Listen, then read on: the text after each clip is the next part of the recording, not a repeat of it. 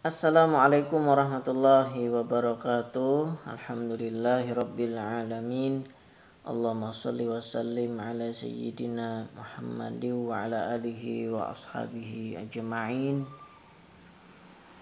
Alhamdulillah, kita panjatkan puji syukur kepada Allah. Salawat dan salam kita haturkan kepada Nabi besar Muhammad sallallahu alaihi wasallam. Semoga kita dapat mengikuti jejak langkah kehidupan beliau. Amin ya rabbal alamin. Adapun tema bahasan kali ini adalah tentang cara mengucapkan permisi ketika kita memancing ya. Karena begini, lumayan banyak saya mendengar kabar berita tentang orang-orang yang setelah memancing ternyata mendapat gangguan yang sifatnya gaib. Dan memang sih saya merasakan ketika saya memancing itu memang si atmosfer gangguan yang sifatnya spiritual gaib itu memang ada. Apalagi kita masuk ke lokasi hutan. Jadi perlu sekali menurut saya kita itu berhati-hati. Bukan hanya dalam hal memancing. Bahkan dulu pernah saya mendengar ada orang yang bekerja mencari kayu di hutan. Mencari kayu tadi disingso, dipotong pakai alat singso. Ya. Dan katanya beliau itu terpotong orang gaib. Apa akhirnya akibatnya ketika pulang di rumah badannya menguning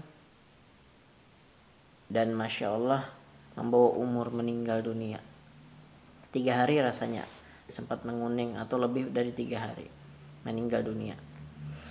Bukan berarti makhluk itu yang membuat meninggal, bukan, karena mereka tidak punya kuasa untuk itu, akan tetapi menjadi sebab meninggal beliau. Jadi roh kita ini milik Allah dan kapanpun Allah mau ngambil mudah baginya. Akan tetapi sebabnya macam-macam ya. Akan tetapi kalau kita bisa menghindari yang sifatnya mudarat seperti itu, ya alangkah lebih baiknya. Tersiksa ya, sakit, macam-macam diganggu oleh makhluk-makhluk tersebut. Jadi begini, ketika kita ingin memancing atau membanjur ya, mungkin yang seperti video saya sebelumnya dapat ikan gabus, ikan belut. Itulah yang maksud saya itu agar kita hati-hati kalau nanti tertangkap peliharaan orang sebelah, orang gaib. Atau barangkali ada jin yang berubah wujud menjadi belut dan akhirnya terkenalah umpan kita. Ini dikhawatirkan nanti bisa menyerang kepada kita. Kalau bukan dia, mungkin nanti keluarganya yang di alam sebelah itu yang menyerang kepada kita. Ya.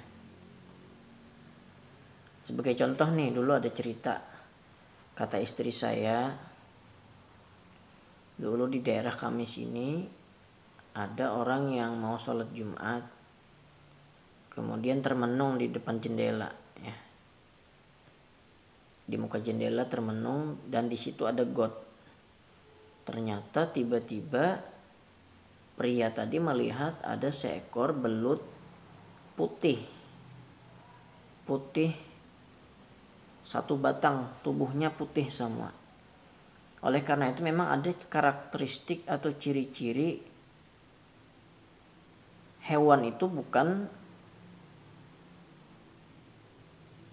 hewan ikan pada umumnya, akan tetapi makhluk gaib yang menyerupai. Karena memang makhluk gaib itu punya kekuatan untuk merubah rupa. Contohnya ada yang jadi jangkrik misalkan, itu biasanya pulasit ya. jin tadi masuk ke dalam jangkrik tadi, masuk ke rumah orang itu. Akhirnya ketika orang itu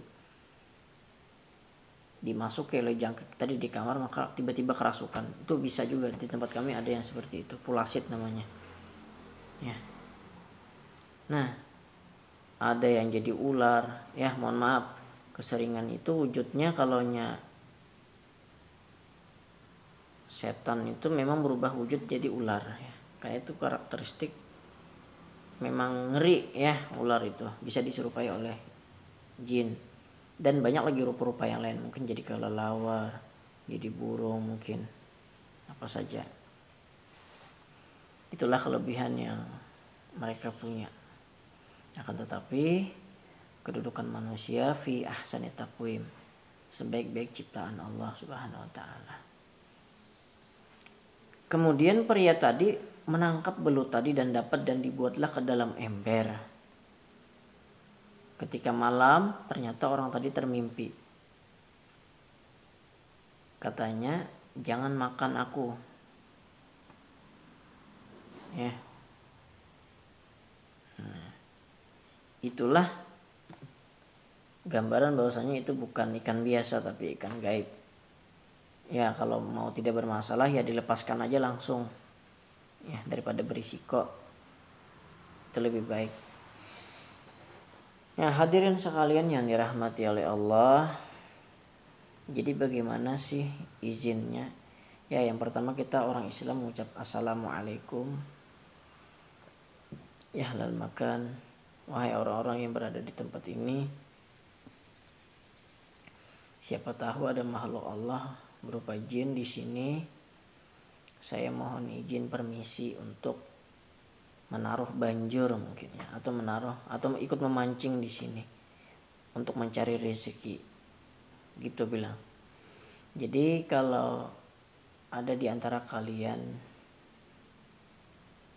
yang berada di tempat ini agar tidak mematuk kail punya saya gitu. Maksudnya izinnya itu.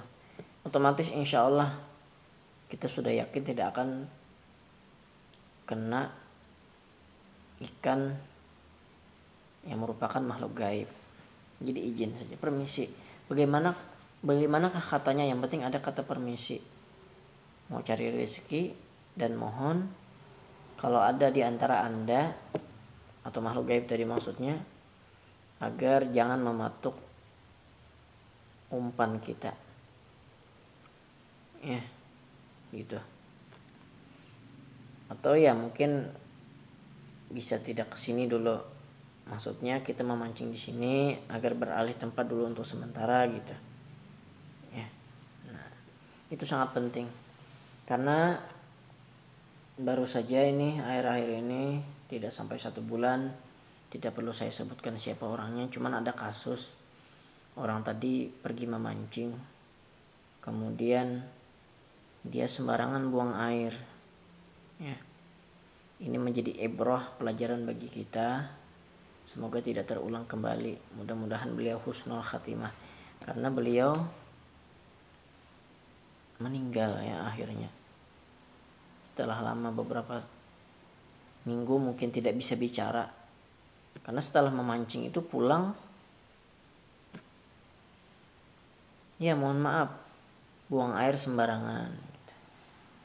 Ya. Nah, mungkin tidak berpermisi juga.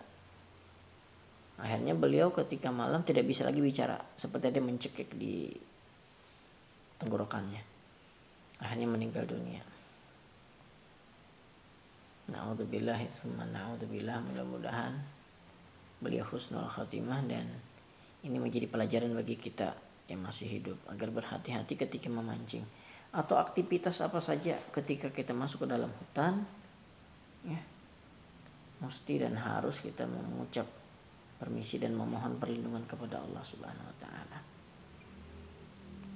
Jadi alangkah baiknya kalau kita memancing itu kita mengucap bismillah, sholawat kepada Nabi, dan ketika menunggu umpan kita dapat ikan, alangkah baiknya kita mengucap istighfar. Maksudnya diisilah waktu-waktu itu untuk mengingat Allah, itu kan lebih baik, lebih bernilai daripada waktunya hanya terbuang begitu-begitu saja. Jadi selain memancing kita mendapat pahala insya Allah. Kemudian ada lagi kisah, saya dulu mendapat telepon dari orang daerah Kaltim sana, bahwasanya keluarganya, ya bukan keluarga dekat sih, keluarga jauh, katanya hilang ketika memancing. Sempat 3 hari kalau tidak salah itu hilang. Jadi dia nelpon saya, kata saya orangnya ada aja sebenarnya, tapi seperti masuk ke alam sebelah, gak menimbul ke alam manusia ini. Ya tersesatlah di alam sebelah.